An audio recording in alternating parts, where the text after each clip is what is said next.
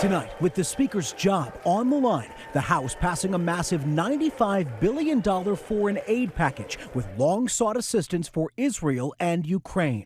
Inside the package of 4 bills, $60 billion in aid for Ukraine, $26 billion to Israel, and $8 for Taiwan. Legislation to force a sale of TikTok from its Chinese parent company also included.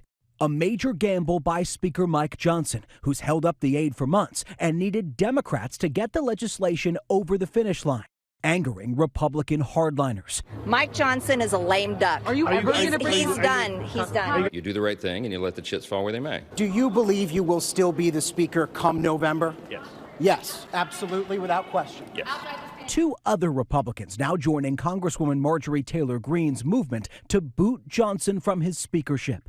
Hardliners claiming Johnson betrayed them by not focusing on border security, despite Republicans rejecting a bipartisan border bill from the Senate after bowing to pressure from former President Trump.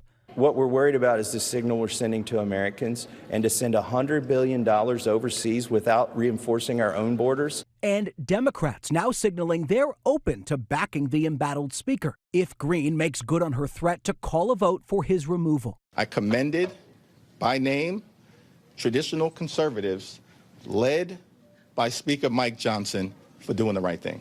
Even former Speaker Nancy Pelosi telling me she's pleased with Johnson's push for Ukraine aid. Do you think you can trust the Speaker? Well, so far it looks that way. Overnight, Ukraine launching drone strikes against Russia, state officials say, in an attack that appeared to target the country's power grid. The last time the House approved standalone aid for Ukraine was December 2022, when Democrats still controlled the chamber. Late today, Ukraine's president thanking the House, saying the country's soldiers and citizens, quote, suffering from Russian terror will feel it.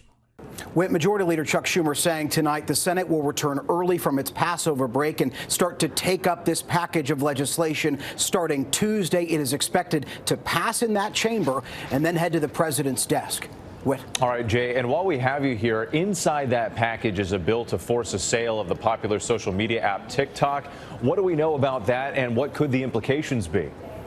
You'll recall the House passed similar legislation in March aimed at TikTok, but it stalled out in the Senate. Now that that TikTok bill is in this foreign aid package, it means that if senators want to approve that aid for Israel and Ukraine, they would also likely have to vote for forcing a sale of TikTok away from its Chinese parent company, ByteDance. And if that sale doesn't occur, then the app could be banned. TikTok saying tonight that this bill could strip the app away from 170 million U.S. users. Something to watch and a busy weekend at the Capitol. Jay O'Brien, thank you.